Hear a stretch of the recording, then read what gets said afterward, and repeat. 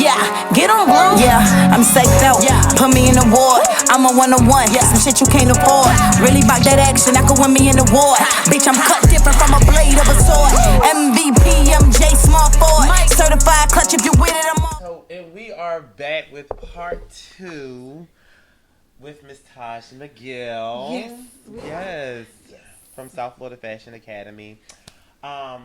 Wait, she did a whole wardrobe change, y'all. Like, I know she ain't gonna stand up, but Miss Fashionable over here. That's what we do, right? She was giving y'all a show, okay? Within the show. Okay.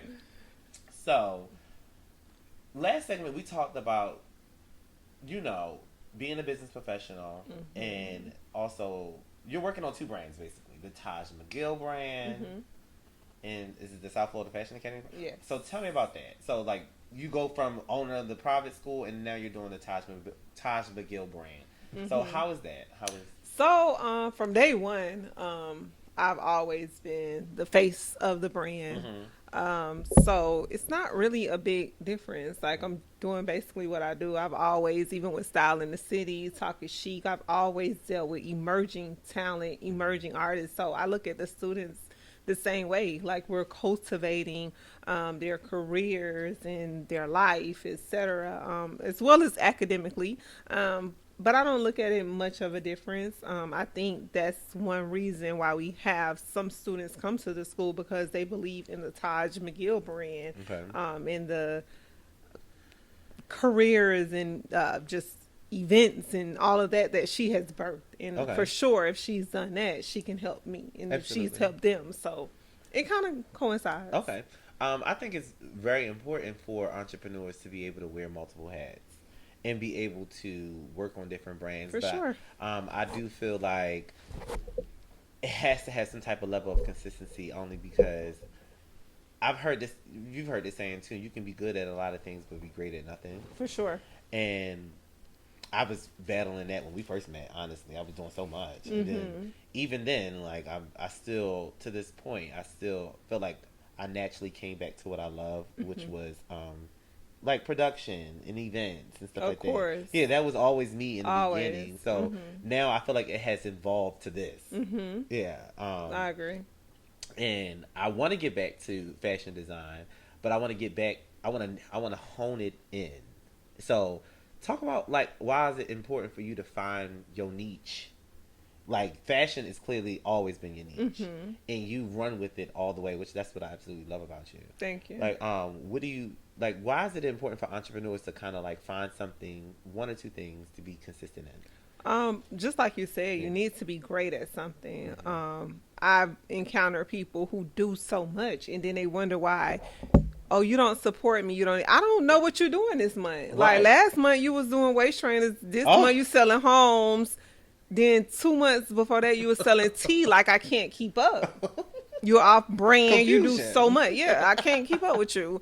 So that's one thing. And I think when you zone in and you find, like, your niche, like, what is it I'm good at? You're able to then take that and add so many different streams of income to it. And people want to associate, be around, support people who they feel like are confident in who it is, what it is that they're doing. Absolutely. So I think those are a few reasons why. Okay, cool. And I agree, like, so many times. And you're going to run yourself crazy. Yes. Literally. But if you're doing things that you're doing something you're great at, and when I get to this level, I've mastered it, then I can look into other, because it's true. Some people have multiple talents, some people have multiple gifts, etc. But let's make this one the identifier of, part of who I am. It's a believable brand. I have paperwork that can contribute to what I'm telling you. I'm great at this, etc. So because you'll go crazy. Managing so many things, like. And we talked about this last segment, but how, like you said, managing multiple different things. I guess to this moment, because I know you said July 1st, you're really focusing on your downtown. How have you been managing yourself, the brand, Taj McGill? Like, What do you do? Do you light some candles? Do you go home and get into your box? Candles definitely my thing. Setting the vibe. I love music. I'm not so much a TV person, but I love some good music, different genres of music. And like I told you during COVID, when I went through the whole who it is and what it is I like, etc. So I'm able to just be so happy, and I have some of the best fun with myself. Yeah, so I'm able to just like walk downtown, chill out. I'm just sit on my balcony. I'm able to do these things even with myself because I just love the person who I'm constantly evolving into on a daily basis, because I don't ever think you fully reach the wholeness of who you are. I think it's a constant. I'm not who I was last week, and that's okay. Yeah, so not who I was last week. Yeah, because we constantly are evolving, constantly, and it's constantly fine. People are try to make you changing. feel guilty about those things. Yes. It's like, well, who are you? I do. Yeah. I constantly evolve. Yeah. What I liked last year, I don't like this year. You know who I am, etc. So, And not only are you the Taj McGill South Florida Fashion Academy, but your mama two beautiful daughters, and it's Before, like one's 25, right? 25 and 19, yeah. 25 and a 19-year-old, Yeah. y'all. Like, how do you? I mean, I feel like, because I know her daughters, Yeah. but I feel like they are two separate people. They're not Taj McGill. No. Like, they are two separate people. They are. Yeah. Yeah. The youngest one though. So it's so cute now because we like real talk about fashion. All three of us, me, my girls, and I. And they know I'm mama first, because you knew even when they were younger, Yes. I don't play with them.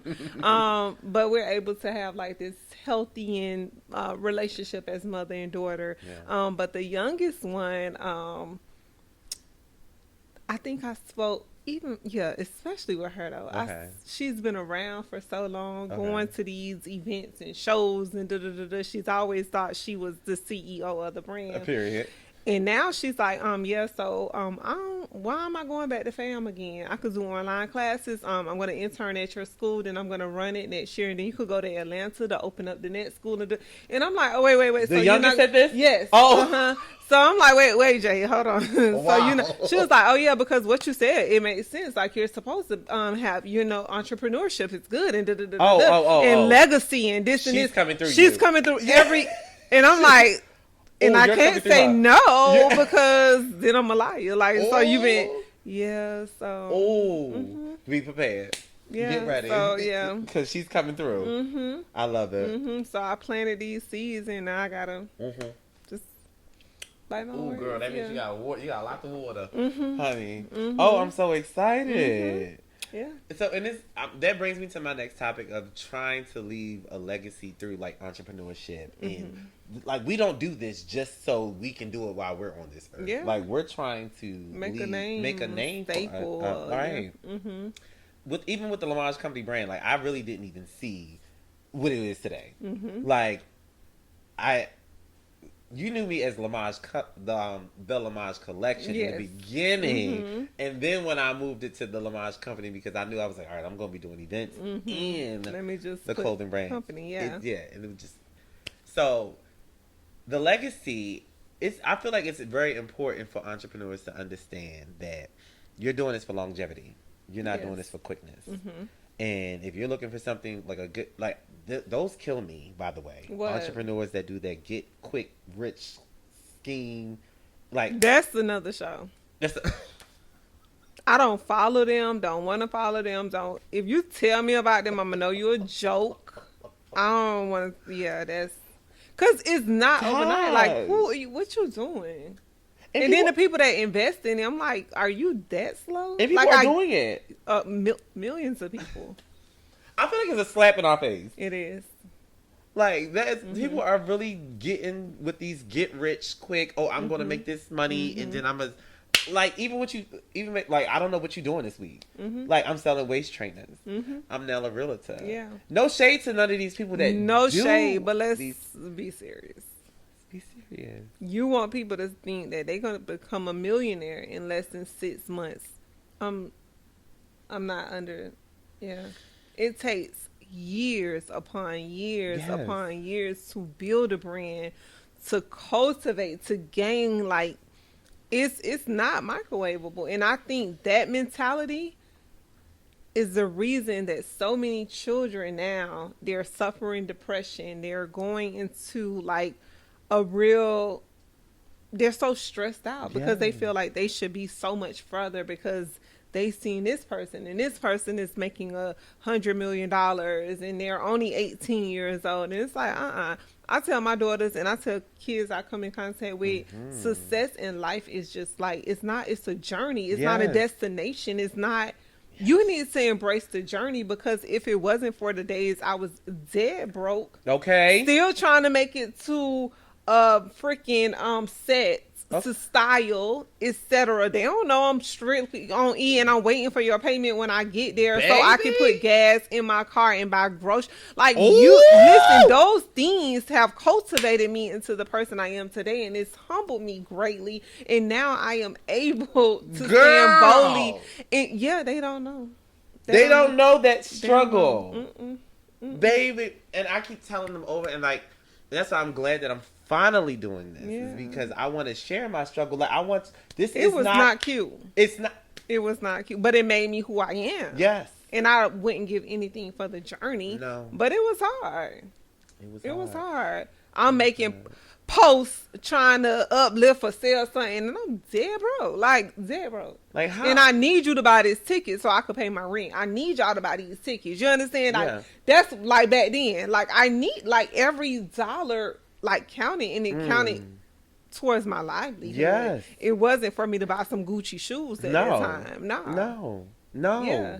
Entrepreneurs, and to be honest with you, not to be honest, but to be quite real, entrepreneurs are not looking to to buy designer in the beginning. We're trying to figure out what's going to get us to the next invoice. Yes. What can we invest in? Like, what? I'm just reaching a point where I can say I'm investing in this, or I can go to the store and just buy things, but before it was, listen, my parents had passed. I'm trying to put my daughter through college. It was hell. Yeah. And still sometimes now you still don't know everything, but I've trusted my relationship with God so much that every time I'm like, this is a bit storm. He's like, I got you. And that's exactly what it is. I got you. So I have evidence that it has helped, that God has come through in the final hour each and every time for me. So now I'm able to, like, even now, when I get a little stressed, I'm like, girl, when has God ever not come through for you? Exactly. And so I'm like, you know what? You right. Let me just go and have a cocktail. Let me take me a nap. When I wake up, it'll be good, because it's not. So I mean, you can follow who you want to follow, but I follow authentic people, and I seen their growth. I seen them putting in the work, etc. Nothing disgusts me more, and I'm just gonna be real, than people who they slap labels on things. It's no creative process. They say they have a line, and it's no, you don't. You have private labeling, and that's cool. But when you're selling things as though you've done a certain amount of work, that's just, I don't like that. Yeah. It's very misleading. Yeah. Yeah. Very And misleading. people have to understand that, like you said, the journey, and it's very misleading when it comes to people are trying to put a name on a brand that's very, just like that. Like, you just came up with that. Like, even with Clocked Out. If that's your thing, that's your thing. Yeah, that's your but thing. That's your thing. Don't sell it as though Yes. it's something Exactly. else. Like, anything we both have done, we have sat on it. No one knew about it. No. We sat on it. We kind of let it grow. We let it embellish. We did our tweakings. We came back, and then we launched it. Of course. Like, anything that we have done. So, for entrepreneurs out there that have an idea, don't run with it at first. Nah. Just let it sit there. Marinate. Let it marinate. Let it develop. And trust the process. Oh my God. And I didn't really understand that. I didn't really take that that seriously, of trusting the process. Because I've been telling people over and over, I haven't paid rent in a year and a half. And I was like, COVID was the best thing that ever happened to me. And the reason why I'm saying that is because I shut down to actually get it right. I shut down. I got all my numbers together. I got all the tax ID, EIN, all those things. I learned about business credit. I learned about what I needed to get approved to get the PPP. And then they had so many different programs out here. And I knew I wanted to quit my job. And once I quit my job, I didn't know what it looked like though. So when I finally figured out, okay, I'm gonna quit my job. Oh, they have rental assistance for 15 months. I'm gonna apply. And upon applying, I'm gonna put in my 2 weeks.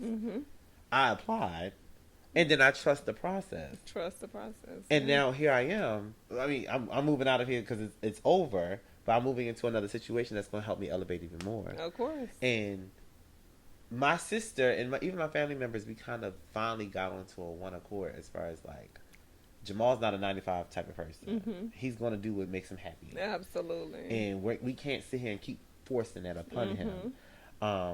Just know, I trust the process. I lead by faith. I walk by faith. God never, like you said, he never leaves me. Never. And he always comes in the finest hour, honey. It ain't always when I was ready. Yeah. But in the finest hour, he provides. He does all the time. And I always will keep that trust and keep that faith that it's always going to work out. Always going to work out. Yeah. Like, yeah. And you also said, like, you showing up to gigs and not having the money. I'm waiting for you to pay your invoice so that way I can pay a bill. Listen. That was the realest statement. And if you're going to, if this is your journey and interested in being your own boss and being your own business owner and walking in this entrepreneurship, you have to understand you're going to have those moments. Yes. Like, you're going to have those moments. Yeah. It ain't all. You're going to mess up 1,000 times before you get it right once. Yeah. You're gonna hear no's. You're gonna hear So the final segment of this episode is basically just giving advice to fellow entrepreneurs, to people that's either walking in our walk or interested in going in our walk. Like, we done gave y'all a lot of gems already, but to be quite frank and real, and I'll start and then you'll just kind of go from there. Is it a pretty walk? No. Is it a happy walk? No. Would I change it for the world? Not at all. I will continue to walk this walk, only because it makes me happy, the fact that I know that I can control the amount of money that I can make. It makes me happy to know that I can control my schedule, even though sometimes I don't feel like getting up at the time that I say I want to get up, but I can control that. It makes me happy, Ty said, to design my destiny and who all that wants to be a part of that journey. Because eventually, well, you've built your team, you built your school, so you have that. I want to do the same thing for Lamon's company. I have to be able to tell them these are what I'm doing. Absolutely. And this is what my expectations is, and this is how to do the job. That excites me because I'm able to design an entity that doesn't exist. Right. So I challenge anybody that's interested in going their entrepreneurship journey, because like I said, there's no book to this. There's no rule. No blueprint. No blueprint. We can just give you tips on to how to handle certain situations. So that's my little tidbit. Yeah. I totally everything you said, I agree. Trusting the process. Trusting the process. It's great. Like, there are downsides, but there's so many rewards. And when I tell you, you literally can have the life that you want. You could literally create your life. Like, I've always thought like this. That's a good one. I've always thought, like, I always knew from when I was old enough to realize I was never the 9 to 5 girl. It didn't make sense to me. someone telling me how much I can make, what I can, like, none of that made sense to me. Right. And I'm the baby, so it really didn't make, and they used to be like, what is wrong with you? Like, no, for real, I'm gonna live this life. Like, I always knew that I wanted to create the life that I wanted to live. So don't let people put you in a box and tell you what it is that you can or cannot do. Like, you literally cannot put me in a box. I built my career off building my own tables, pulling my own chair up, and orchestrating and designing exactly what it is that I want to create, what I want to leave behind, etc. I don't believe in that. When I graduated from the Art Institute, of course, it's fashion, and at that time, it's Florida, so it wasn't, popping like that. And they would always want to put me in these positions, even with a degree, with little to no money. And I'm like, yeah, this not going to be me. Don't worry about it. I'll go and create my own stuff. So and I've always pretty much been like that. So in a nutshell, just don't let people box you in.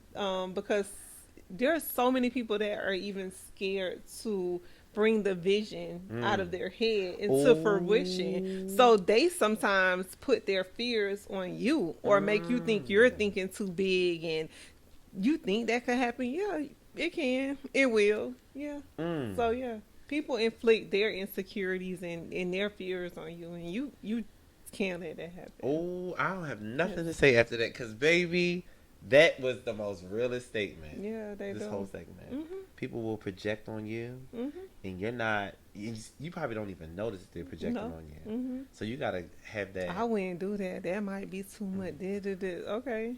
And those are not your people. No. Ooh. Run from those people. Those are not your people. I need people around me. I could tell them the grandest vision, and they be like, "Girl, yeah, you can do that. Like, all you gotta do is da-da-da-da-da." And yeah, you done did that, but yeah, like, that's nothing. I need those people around me, because I'm gonna come at you with some stuff. Give me 10 people like that. You don't even need 10.